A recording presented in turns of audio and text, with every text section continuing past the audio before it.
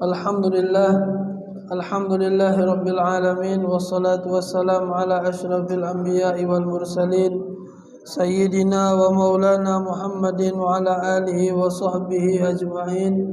Subhanaka la ilma lana illa ma 'allamtana innaka antal alimul hakim, wa tub 'alaina innaka antat tawwabur rahim.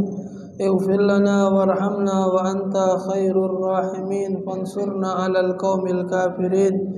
Rabbi shrah li sadri wa yassir li amri wahlul 'uqdatam min lisani yafqahu qawli wa saddid lisani wahdi qalbi bi jahin nabi wa alin nabi wa sahbi walhamdulillahi rabbil alamin. Ma'asyiral hadirin rahimakumullah, alhamdulillah, bersyukur kepada Allah Subhanahu wa taala kembali mengumpulkan kita pada malam hari ini dalam keadaan sehat walafiat, dalam keadaan taat pada Allah Subhanahu wa taala, dalam keadaan yang menyenangkan hati baginda Nabi besar Muhammad sallallahu alaihi wasallam. Mudah-mudahan duduknya kita malam ini kelak akan menjadi saksi di hadapan Allah Subhanahu wa taala dan akan menjadi saksi di hadapan baginda Nabi besar Muhammad sallallahu alaihi wasallam. Amin ya rabbal alamin. Ma'asyiral hadirin rahimakumullah. Melanjutkan pelajaran yang lalu, qala al-muallif rahimahullah wa nafa'ana bihi wa bi 'ulumihi fid dharain amin. Wa yustahabbul wudu' li iradatin naum wa li qira'atil Qur'an wa li huduri majlisil ilmi waz zikri wa li ziyaratil qubur wal baqa'u ala taharati daiman wa tajdidil wudu' wa kullama ahdatsa tawadda'a. Kemarin sampai di sunnah-sunnah wudhu. Jadi di sini beliau pengarang kitab, penyusun kitab, memberi tahu kepada kita, menunjuk tahu dengan kita sunnah-sunnah ketika atau kapan baik yang disunnahkan untuk berwudu. Yang pertama li iradatin naum, ketika hendak tidur. Itu hukumnya sunnah wudu. Jadi kalau kita nak tidur, sebenarnya itu disunnahkan oleh Nabi untuk berwudu. Cuma sekarang ini kan diubah. Kalau nak tidur cuci tangan, cuci kaki, iya kan? Padahal Nabi lah ngajari wudu, itu paling komplit sudah, paket komplit. Bukan lagi tangan kaki cuci, mulut cuci, hidung cuci, kuping cuci, pala diusap, cuci kalau. Nabi ngongkon pakai tangan, dibuat oleh wong Yahudi sendok, iya kan? Iya, dulu di wong Palembang ni makan apa namanya? Hidangan, yang nampan kayu tu Mana ada lagi? Ada tak masih nampan kayu? Masih, dulang namanya. Kalau punah sudah, Pak Basile ganti lagi nampan. Lah makan ayam kalau sudah. Iya.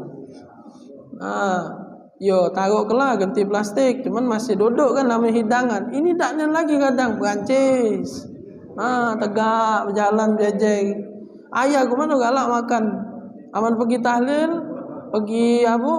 Dak galak makan balik. Uji ku ngapo ya dak galak makan. Wong singgung kaki. Ayah ni hal kan sesat abu jago bukannya amunyo. Pengennya biasa 1 kilo beratnya uji ayah. Belum diisi nasi, belum diisi ayam. Kapan kita pengen nak nambah rendang kan tambah berat. Ayah ni lah keke jadi.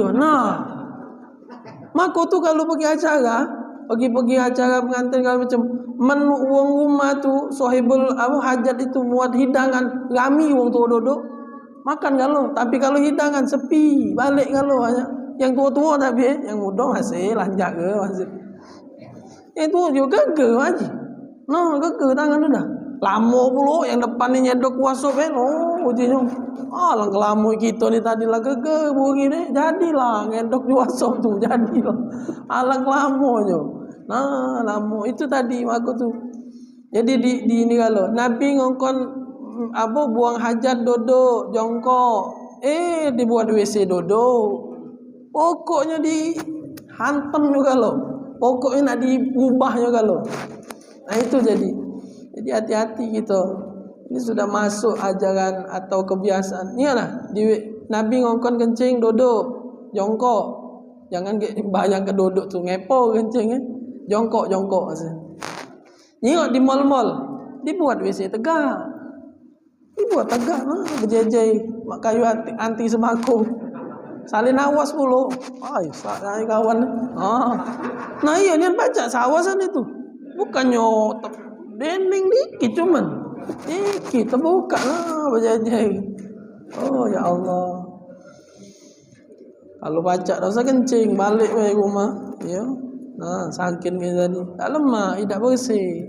Nabi ngajarkan kencing duduk, jongkok ngapo biar keluar kalau sudah keluar lah selesai disunahkan oleh Nabi tanahna. Tanahna itu artinya berdaham. Bukan suaranya. Ini kita ni itu namanya berdaham kanji. Berdaham kanji. Itu berdaham kanji. Ini maksudnya itu bukan suaranya, ini maksudnya ada tekanan di sini nah. Tegas. Tekan ke di sini bukannya suaranya. Ini lah ketino jabo tu katanya. Berdaham itu tanah namanya. Kalau bahasa Nabi itu tanah itu berdaham. Sunnah itu sudah kencing jongkok disuruh Nabi, kemudian disunahkan lagi tanah tadi. Sudah selesai situ, selesai belum? Diurut. Kalau yang lanang diurut. Mana adeng-adeng wae ngurutnya tu. Mangat nih ya, malah ngurut nih. Iya sunnah Pak, sunnah. Iya, lambat be. Nama apa? Bukannya kotor, memang. Nah, urut batang. Nah, gosok. Iya sunnah diurut. Jadi Nabi itu memang ajarkan sampai ke situ Pak. Sebersih itu kita diajarkan oleh Nabi. Maka kita diwajibkan oleh Nabi untuk bersunat. Ngapo kalau tidak bersunat nyimpan kencing dia. Nyimpan kan kencing. Men lagi kecil ia lucu melatu geli tengoknya. Iya lagi kecil lucu lagi kecil nah. Malam tu maka tu Nabi ngongkon wajib sunat. Letak usi. Jadi selesai sunat bukan sampai situ. Setiap hari pun kencingnya harus bersih. Cak mana caranya? Itu tadi kencingnya jongkok. Jongkoknya itu sebenarnya jongkoknya itu Pak bukan jongkok jak kita tu. Dia tu nodoi kaki kiri Pak sebenarnya. Jangan bayangkan aku kencing tapi. Nah. Ini bukan ini. Sebenarnya ini nah kencing tu nah. Kaki ini diangkat. Nah, atau putar belah sini kalau kita sikutnya diangkat. Itu sunnahnya. Didodoi dah tu. Itu sunnahnya kalau Nabi. Mangku tu di Madinah Bapak. Di Madinah itu ada dokter tapi tak laku. Dokter zaman Nabi dulu. Katik pasien sikut pun. Karena hidup di zaman Nabi diajari Nabi hidupnya sehat galau. Tak kating sakit. Jadi kalau sekarang rumah sakit banyak, dokter belamboran, klinik lah di mana-mana. Yang sakit tambah banyak juga. Yang sakit malah tambah banyak. Bukan malah tambah sembuh mana? Soalnya rumah sakit banyak. Kadang-kadang rumah sakit tak tertampung lagi, saking kebanyak penyakit ni jadi. Sebenarnya kalau melok isyarat hidup Nabi itu sebenarnya sehat gitu ni. Apa dalam kesehatan Nabi itu? Makan sebelum lapar, berhenti sebelum. Sebenarnya kalau kita paham ya Bapak, itu makan 3 kali sehari apa bukan? Bukan 3 kali sehari kalau meloi konsep itu. Benar tak? Makan sebelum lapar, berhenti sebelum kenyang. Tapi diubah makan 3 kali sehari. Nabi itu makan tak ada, makan asal makan. Kenyang, belum kenyang lah berhenti. Dalam riwayat hadis Nabi itu kalau makan luqaimat. Luqaimat itu 3 suapan sampai 9 suap. Nabi itu kalau makan 3 suap sampai 9 suap. Kita ni 3 suap, cuman di atas piring itu. Raupannya tadi tu besar 3 suap makan. Cuman raupannya tu besar. Majlis piring 3 suap dia tu. Lagi banyak mangcik makan. Iya, itulah tadi. Sebenarnya dalam Quran itu apa? Kulu washrobu wala tusrifu. Itu cicak ya? Anak ni takut dengan cicak, Pak. Segitu. Ya kalau baca di kondisi gimana? Daripada terkanjat anak ya. Iya, cicak anak ni penakut dengan cicak. Oh, kadal. Oh. Tuh. Masuk juga saya.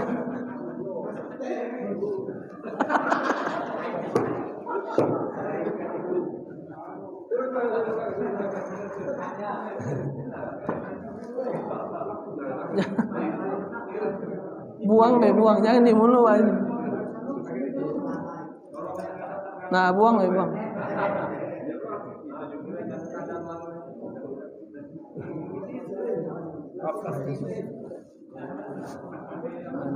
Dan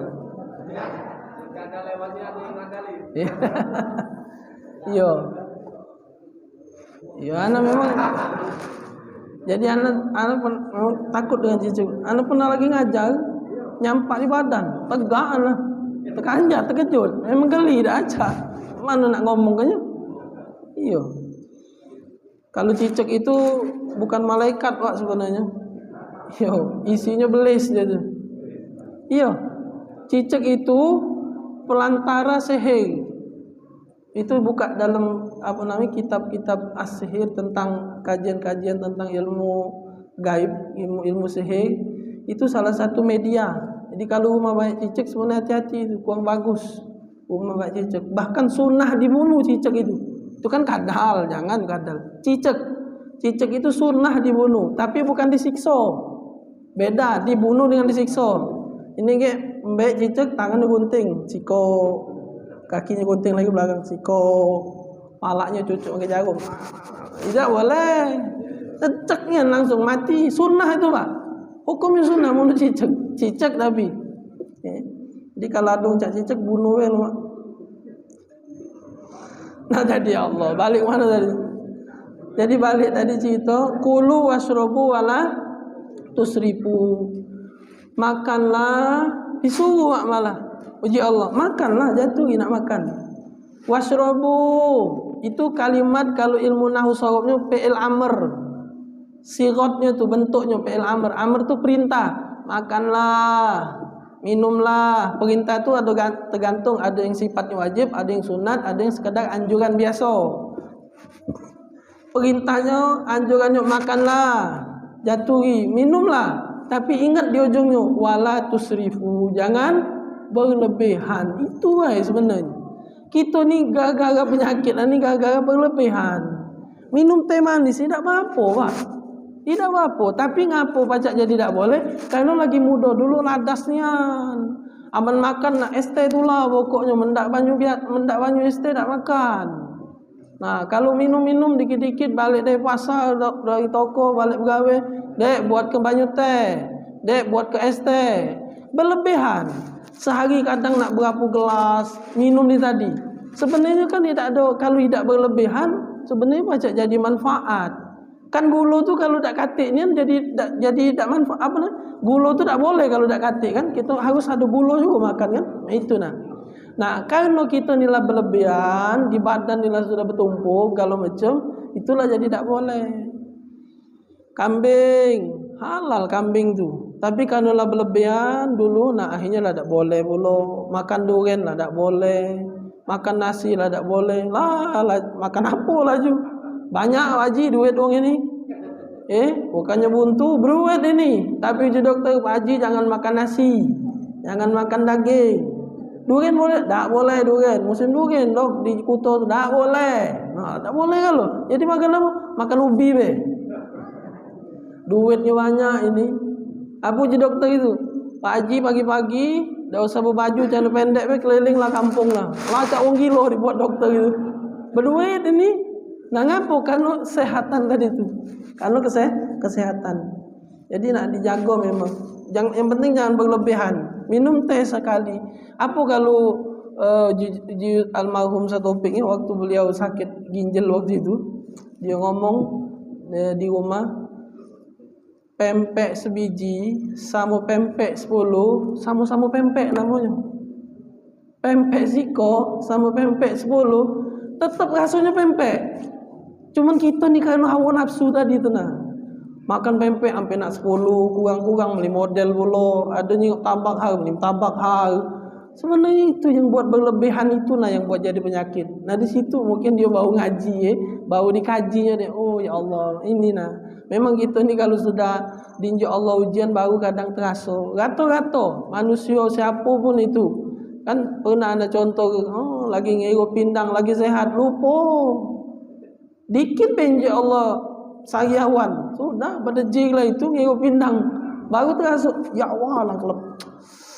Kemarin lemaknya lagi sehat dulu lah, berderap, tulang dikunyah kalau macam dikecop entak sariawan sebiji ni. Lah kedak lemaknya makan Nah, di situ sebenarnya Allah tu sayang Pak dengan kita. Maka diinjak yang model itu biar ingat. Jadi sebenarnya ujian itu sebenarnya cobaan dari Allah tu sebenarnya itu tu tanda sayang Pak. Kalau nak diukur. Kalau hakikatnya itu kita ngajinya, kita ambil hikmahnya, sebenarnya balak yang Allah unjuk dengan kita, ujian yang Allah unjuk dengan kita, sebenarnya Allah tu itu tanda sayang biar kita tu ingat dengan Allah. Karena manusia ini tak bakal ingat kalau tak diunjuk balak. Itu manusia. Manusia ini tak bakal ingat dengan Allah kalau tak diunjuk balak. Kalau dia tak diunjuk balak, model Fir'aun Pak. Fir'aun itu tak pernah sakit Pak. Tak pernah sakit. Apa dia dalam surat juz 30? Ana rabbukumul a'la. Surat apa itu? Ada yang hafal juz 30? Faqala ana rabbukumul a'la. Ada di juz 30 surat yang agak panjang. An-Naba wailul lil mutaffifin. Ana lupa itu. Ada di akhir ayat suratnya itu. Itu ucapan Fir'aun. Faqala ana rabbukumul a'la. Apa kata dia? Aku Tuhan aja dia. Aku tu Tuhan. Ngapa? Ketika sudah tak katik lagi ujian, sakit hidup lemak, jadi raja kalau macam, tak lagi dia terfikir ada Allah, ada Tuhan, tak katik lagi situ. Ngapa? Aku ni lah yang Tuhan aja dia. Nah itu. Jadi jangan sampai jadi Fir'aun. Kalau lah diinjak Allah sehat, kalau macam nikmat, kalau macam, jangan lupa. Jangan lupa. Itu Pak kalau bertemu dengan ayat itu kata ulama jangan besar-besar bacanya. Jangan besar-besar. Kalau kita tadarusan megang speaker bertemu di ayat itu jangan besar gitu. Wa qala ana rabbukumul a'la. Itu dia tu lagi sombong. Jangan besar-besar. Adeng ke? Maco ayat sebelumnya bertemu dia tu wa qala ana rabbukumul a'la. Kecil ke baik adeng ke? Itu adabnya. Karena dia lagi sombong itu dengan Allah. Jadi kalau baca Quran itu bukan sekedar ilmu tajwidnya baik dipelajari, ilmu huruf, ilmu ini, ilmu itu, tapi ilmu adab juga dipelajari. Quran itu ada cara dan adab. Jadi tidak sebasing gitu. Nah, jadi balik tadi cerita, jangan berlebihan. Itu intinya. Pergi kondangan, ngembek rendang tadi, dah ingat-ingat sampai 4 egis, 5 egis. Makan tidak kadang kan bohoji minggu tadi ayam kecap 2, rendang 3, telur saus 2, minggu yang penuh belum mangkok sopnya tadi lembek telur puyuh dah ingat-ingat lagi sehingga cedok telur puyuh tadi makaroni telur puyuh segala macam cedok kalau sampai terhabis isi sop itu tadi umpak orang belakang maju ya Allah puas kalau sudah edok juga loh oleh jambu ni ya Allah. Tidak dimakan. Itu dah tadi ngembek baik makan ni tadi. Hoji penuh singgahnya. Tidak dimakan juga. Kapan lah kelar duduk ke bawah kursi. Nyingok kapan bertumpuk kentang 3 egis, 4 egis lebih tadi. Itu jadinya innal mubazzirina kanu ikhwana syayatin. Cobalah kita kalau pergi-pergi kondangan, cobalah kira-kira nak dimakan baik 2 lagi gegetnya juga rendang ni 2 sudah 2 tegak 2 makan habis kan 2 baik 2 itu caranya. Ini dah ngembek-ngembek baik tapi dah makan. Sudah itu juga kalau pergi kondangan itu ya kalau wong tu kan namanya pergi muat acara tu dihitung. Muat acara tu dia dihitungnya. Itu jangan tadi Sesep dikit. Kita yang galak ngembek sampai, maaf ngomong, ngembek sampai 4, 5 guys. Sebenarnya itu sesep dikit ngembek hak uang, Pak. Iya, uang tu lah dihitung. Nah, maaf ngomong tu paling kenceng lah 2 lah, paling tidak. Kalau yang punya acara tu ngitung undangan kau berapa? Kau nak kahwin kan? Kau yang kahwin. Iya, Pak Haji. Berapa undang? Undang 100. Nah, sudah belilah rendang berapa kilo, letaklah jadi kalau 200. Nah, berarti lah dihitungnya 2 sikok uang. Paling tidak. Iya. Nah, paling tidak itu kira-kira gambaran tadi. Berarti paling kenceng tu 2. Ini tak sampai nak 4. Ya bukan nak ngomong ke masalah, cuma takutnya ke situ. Takutnya ngembek jatah uang. Akhirnya yang di belakang lah berderet, ngantri rendang nak katik lagi. Nah, mau jana tadi, sopnya terpenuh, isi dah nak katik. Kuah nak putar, tak ketemu lagi. Telur puyuh tadi ke mana lagi. Nah, itu kan hak uang itulah. Di belakang tu masih panjang berjalan. Tu dambek lah yang mana kita makan. Itu caranya. Jangan berhaji kan. Ini nyawa pula aku ni nelek 100 Ustaz. No kau. Elekan dia 100 wajib. Kau kacau. Diukur kena telekan dia, artinya ngambil 4 tu kan. Rendang kan nasi rendang 25. Maka tu ngambil 4 dia. 100 telekan dia. Oh ya Allah. Jadilah Nah itu jadi. Jadi kalau nak sehat tadi ikuti Nabi SAW. Makan. Cuman ingat-ingat jangan berlebihan. Itu tadi bahasa satu topik tadi. Pempek sebiji, pempek 10, tetap pempek rasanya, tak berubah. Cuman hawa nafsu kita yang bedakannya. Oh, liwat dari mulut jadi tai jadinya. Liwat dari mulut jadi tai. Pempek sebiji jadi tai, pempek 10 jadi tai. Tak berubah jadi emas pempek 10. Maaf ngomong tu. Kalau pempek kita makan 20. Oh, kalau makan pempek 20 jadi emas. Memang berarti semangat kalau aku nak 20 biarlah kenyang-kenyang nak apa. Ya jadi emas barang tu kan. Nah, cuman itu tadi bahasa. Karena babnya sudah bab hawa nafsu tadi kan. Aku nak jadi penyakit kan kalau ya Allah. Jadi duduk apa nama tadi? Li iradatin naum. Sunnahnya Nabi SAW kalau nak tidur ambek wudu. Jadi ubah kalimatnya. Kalau ngajar nak tidur cuci kaki, cuci tangan, jangan pakai itu lagi. Itu bukan pakaian orang Islam itu. Tak tahu ajarannya dari mana itu. Kalau Nabi ngajarkan bukan cuci tangan, cuci kaki, ambek wudu. Itu paket lengkap sudah. Paket lengkap, tangan tercuci, kaki tercuci, rai terau, palak terusap, kuping tergosok, segala macam. Mulut terkumur-kumur. Apa lagi? Cuci kaki, sikat gigi, lah kumur-kumur sudah. Jadi di situ kan sebenarnya. Sebenarnya orang-orang kafir non muslim itu dia tuh neliti dari ilmu Nabi kalau sebenarnya. Diambeknya sebiji-sebiji dipotong-potongnya wae. Sebenarnya dari Nabi kalau sudah ilmunya tuh. Nah itu telitian dia tuh. Cak gerakan solat itu jangan kita sangka gerakan solat itu cek itu baik, itu ada manfaatnya kalau.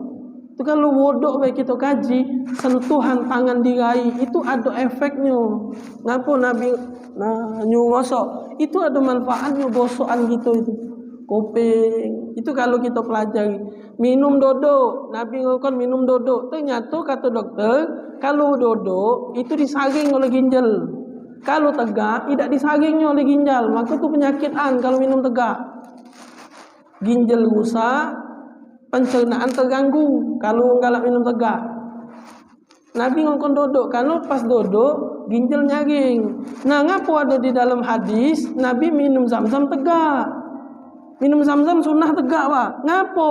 Karena Nabi nak nunjuk tahu kita, zam-zam ini tak perlu disaring. Ginjal tak perlu nyaring kalau zam-zam asli, ya.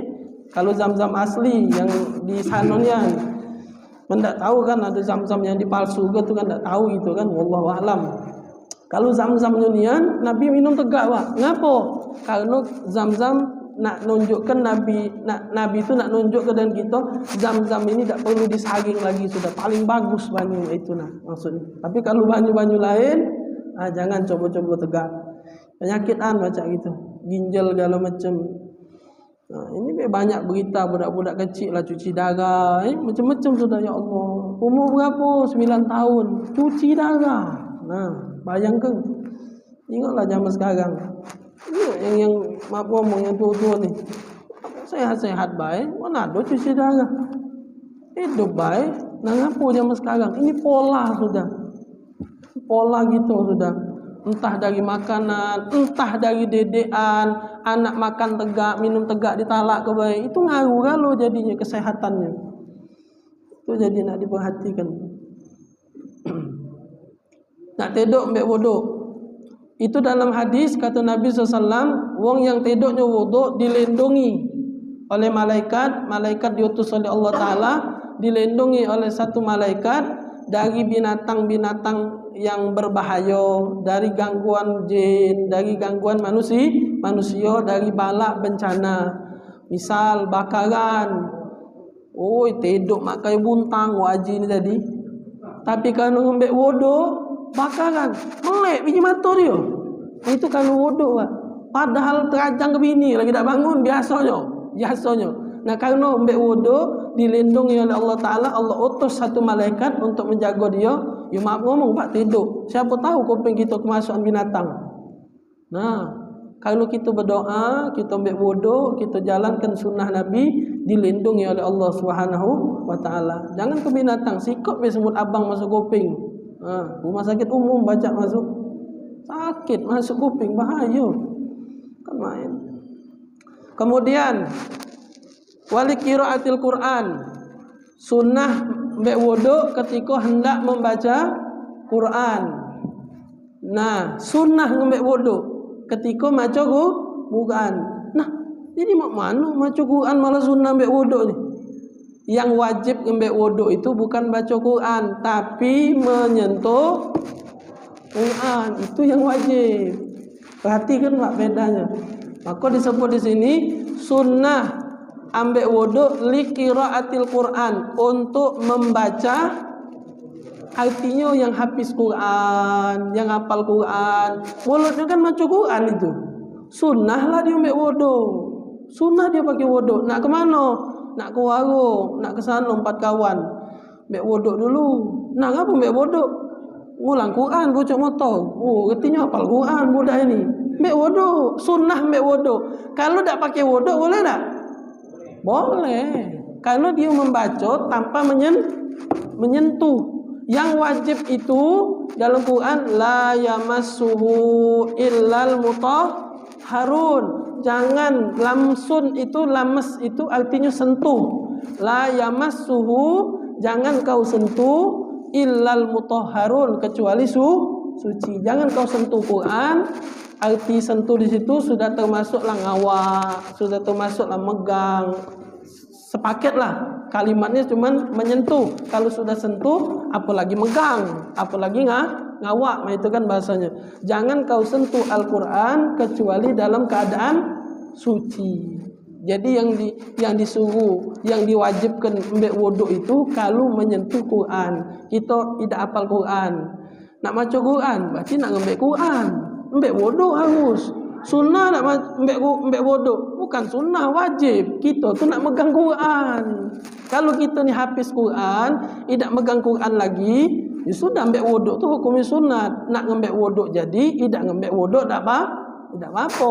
Jadi sunnahnya. Sunnah. Terjemahan itu kata ulama, kalau terjemahan lebih banyak dari ayat Quran, maka tak apa megang Quran itu tanpa wuduk. Tapi afdolnya kata ulama, afdolnya termasuklah Yasin. Yasin kan ada terjemahannya, termasuk Yasin. Afdolnya, alangkah bagusnya dan diusahakan untuk berwuduk. Karena kita memuliakan isi itu ada Al-Quran, walaupun ada terjemah. Maksudnya kalau dia terjemahan tadi itu boleh dimbek pakai tidak wuduk, kalau itu darurat. Dimainkan anak kita yang terjemahan Quran, kapal-kapal, belum mbek wuduk, katik wuduk. Jangan mbek wuduk dulu, tijaknya duluan Quran tu kaget. Langsung mbek. Nah, tak apa katik wuduk, darurat. Tapi kalau kita nak baca Quran, duduk rapi, alangkah bagusnya walaupun Qurannya terjemahan, tetap pakai wuduk. Itu. Karena di situ kan dibahas masalah tafsir Jalalain. Pernah dengar tafsir Jalalain? Tafsir Jalalain itu isinya tak beda jauh antara antara tafsirannya, jumlah huruf tafsiran Syekh yang ngarang kitab Jalalain itu sama ayat Qurannya. Jadi situ dibahas, dihitung jumlah huruf Quran sama jumlah huruf tafsiran Syekh yang ngarang itu berapa. Atau ada yang mengatakan jumlahnya lebih banyaklah tafsirannya daripada ayat Qurannya. Karena dia tak ada banyak. Beda dengan tafsir-tafsir yang tebal-tebal itu, apa namanya tafsir Baghawi, ada segala macam itu yang tebal-tebal itu banyak. Itu jadi HP kan ada Quran. HP ada Quran. Jadi mak mana hukumnya? Jangan atik bodoh ini, HP ini ada Quran isinya. HP itu ketika dia layarnya keluar Quran, maka hukumnya harus pakai wudu. Ketika layarnya tak kata Quran, bukan muka Quran, maka dia seperti HP biasa. Itu kata ulama. Jadi untuk HP, kalau dia layar, ini kitab. Anak tidak ngau kitab, maka dari HP anak foto tadi. Anak tadi ngisi di Hotel Santika. Jadi langsung ke sini sore ngisi dari itu kan. Nak ngawak kitab, tas besar-besar keribetnya ngawak. Jadi anak foto be untuk malam ni kan. Anak foto be jadi dari Hotel Santika Radial itu langsung ke sini anak tadi itu agak cepat datang. Datang kalau anak duluan datang lagi. Mau aji lah datang tu. Ada. Ya, jadi langsung ke sini anak. Nah itu jadi untuk membaca Al-Quran sunnah, kalau menyentuh Al-Quran itu harus pakai wudu.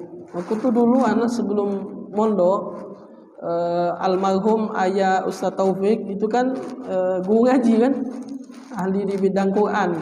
Kalau ayah Ustaz Taufik itu ahli di bidang Quran. Jadi waktu di Langgar tadarusan dulu tak ngerti anak. Dia kan uang dulu macam ini. Anak manggil ayah, dia duduk jabo pak beduk, duduk jabo pak beduk. Salah yang di dalam tu macam nyerit dia dah jabo. Salah itu benar ke panjang pendeknya? Kau dengar retinya dah jabo. Jadi kalau orang Langgar dulu lagi ada ayah, geger kalau ngaji, takut kena marah. Jadi pas sudah selesai, sudah macam kalau dia masuk dia ngomong anak Ilham. Pegang Qurannya, buka ke kalau ayahnya buka ini putar ke.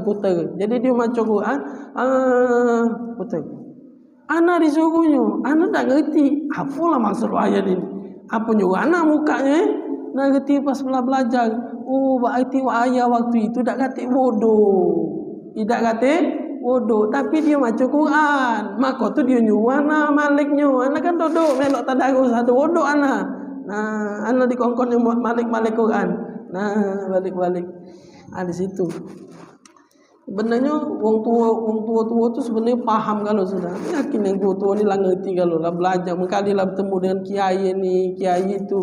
Mungkin anak tak pernah bertemu dengan kiai itu. Mungkin bapak-bapak bertemu dengan kiai. Anak terakhir bertemu dengan kiai yang tua di Palembang ini Kiai Zawawi sebenarnya. Tahu Kiai Zawawi? Yang di satu elek itu. Anak cuma ketemu Kiai Zawawi, Kiai Zensuki tak temu. Sikot lagi Ustaz Ali Umar Toyib. Itu cuma yang anak temu. Tapi kalau Kiai Zawawi itu anak duduknya belajar di satu elek sana. Kalau hari Ahad pagi tidak habis subuh tapi jam 7-an itu umum di Masjid Sultan Agung itu Kiai ngajar umum itu. Tapi kalau nak hari lain itu lebih lemah. Kiai itu rajin menunjuk amalan. Kalau lagi kami agak saru betul amalan ini tadi. Kalau lagi ngaji kami umum agak saru. Kalau kita pengen agak lancar betul amalan tu, ngajinya belajarnya hari lain. Itu demen kiai. Kiai itu rajin di fotokopian ni kan. Bahkan di fotokopian tu amalannya ayat apa misalnya untuk apa di bawahnya ditulis ana dapat dari Habib ini, ana dapat kiai ini, tanggal ini, jam ini di rumah sebulan, acara ini. Tulis kalau itu Kiai Zawawi itu rajin dia tulis ini. Dapat amalan ini. Yo namanya masih kecil dulu anak SMP belajar dengan Kiai Zawawi itu 2004 Kiai anak belajar dengan Kiai Zawawi itu 2004. Nah, itu kiai yang anda temui. Anda yakin yang melihat tua-tua ni, anda yakin banyak. Maka tu kami diajari oleh guru kami, oleh guru kita, kalau kamu salaman dengan yang tua-tua, ya apalagi bertemu dengan kiai ini kan, salaman dengan yang tua-tua, niat dalam hati, ya Allah, salaman tu ya Allah, aku minta keberkahan tangan dia dan seluruh ulama yang pernah dia salami, ya Allah. Walaupun ente tak pernah bertemu dengan kiai itu, tapi keberkahan yang baca ente dapat karena niat dalam hati ente. Anda tak pernah bertemu dengan kiai-kiai tua kalau macam, kaget di akhirat anda dapat berkah. Ilham ente tak pernah bertemu dengan anda. Ente zamannya jauh sudah. Ente masih kecil, belum lahir ente, ngapa dapat berkah anda? Anak kiai salaman dengan wong yang pernah salaman dengan kiai. Maka tu ada istilah bakhat man ra'ahum aw ra'aman aw ra'ahum. Beruntunglah orang yang pernah memandang wajah Nabi Muhammad dan orang itu pernah memandang. Jadi turun-temurun Pak. Sahabat jengok gaya Nabi. Gaya sahabat dijengok oleh tabi'in bawahnya kan? Tabi'in terus ke bawah sampai sekarang. Itu nyambung Pak.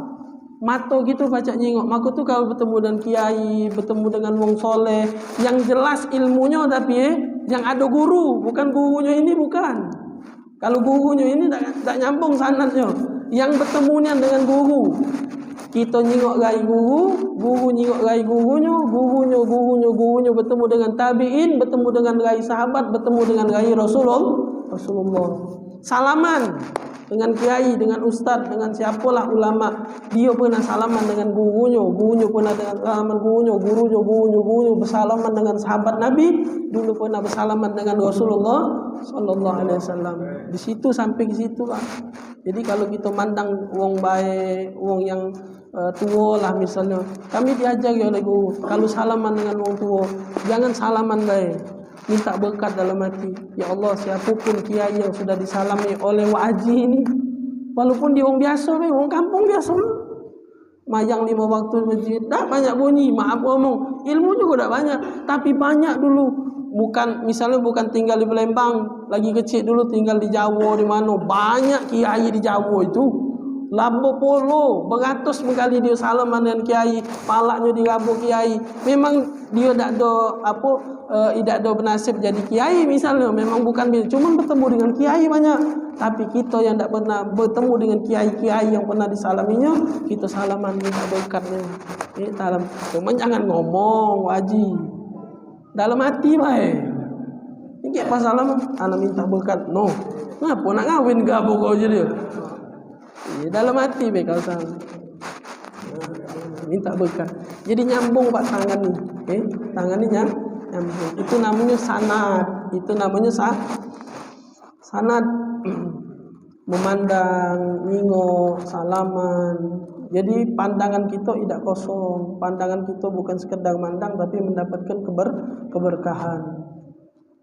Mudah-mudahan dengan kita terbiasa macam itu, dengan niat macam itu, bertemu dengan wong soleh, wong tua yang tak banyak pun. Ini wong tua yang lurus bukan yang tua bangko tu Lah tua masih bercogen, tak usah diawasi kayaknya. Ini yang tua soleh ni yang rajin mayang, maaf ngomong tu kan.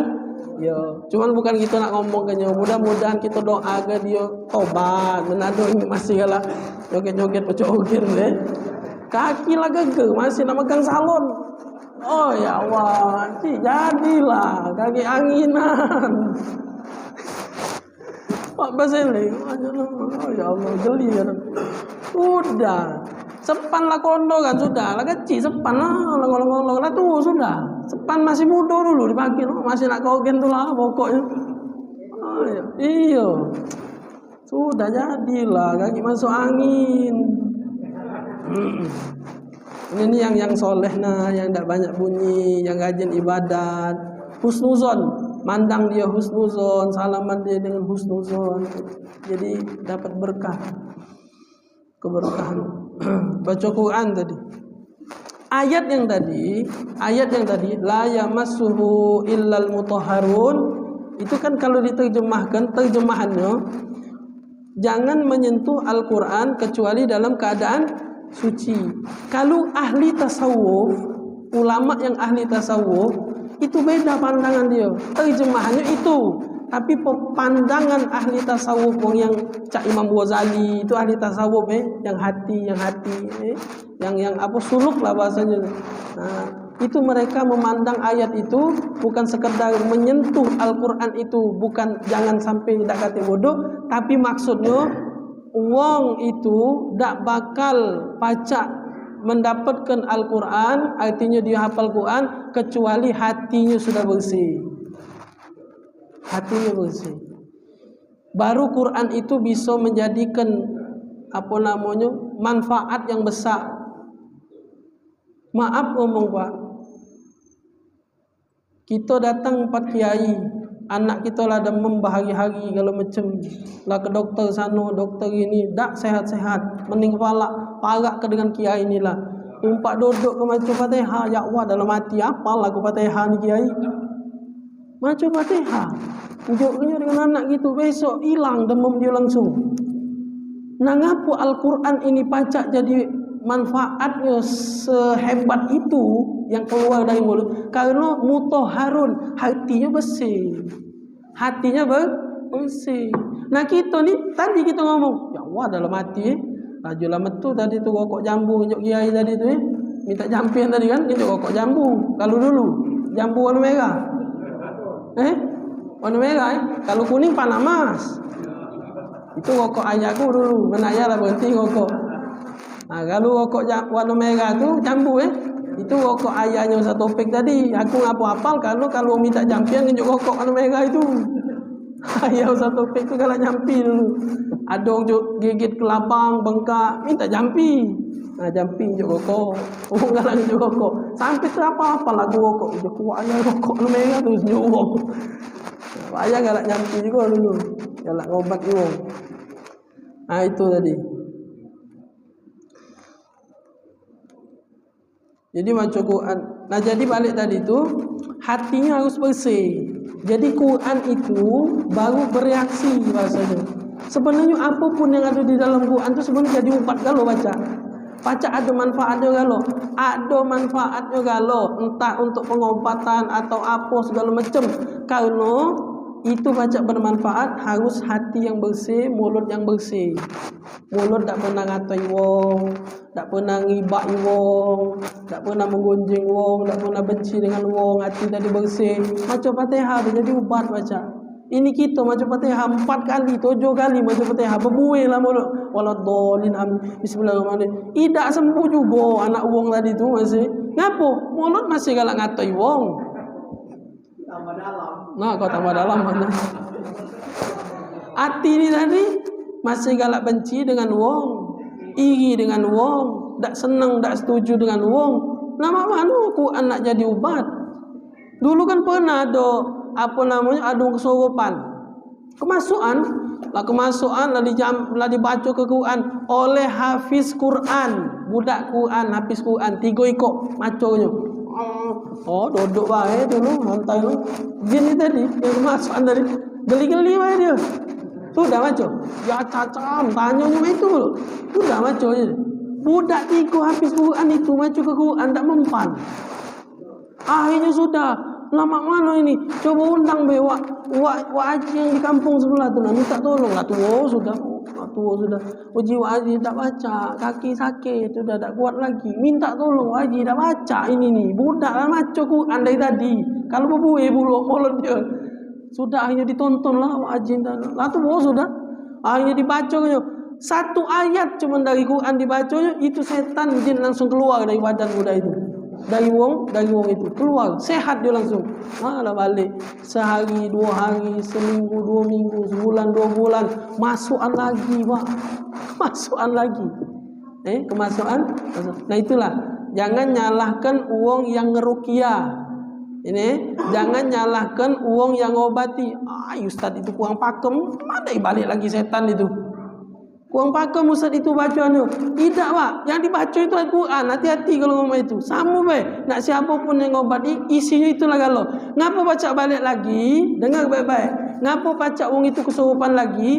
Ibaratnya ngusai lalat dari bangkai. Baca ngusai lalat dari bangkai. Sagolah, setengah matilah dia ngusai lalat. Balik lagi. Ngapo? Karena yang punya badan pecah bangke. Semayang tidak, ngaji tak pernah. Benar tak? Lacak bangke sudah kan? Mayang tak pernah, ngaji tak pernah, belajar majlis taklim tak pernah, orang kampung tahlilan tak pernah ada. Macam Yasin lagi tak pernah di kampung. Maka tu 40 kali lah kiai ngukia dia balik lagi beli situ. Benar tak logikanya? Terbayang tak? Ngusai lalat dari bangki masuk itu tak baca. Jadi jangan salahkan yang ngobati karena yang punya badan tak baca, jadikan diri dia sebagai orang yang baik. Hilangkan sifat bangki itu. Jangan sampai lalat ni balik lagi. Nah balik tadi cerita tadi tu, lah diobati balik lagi. Undang bela haji tadi.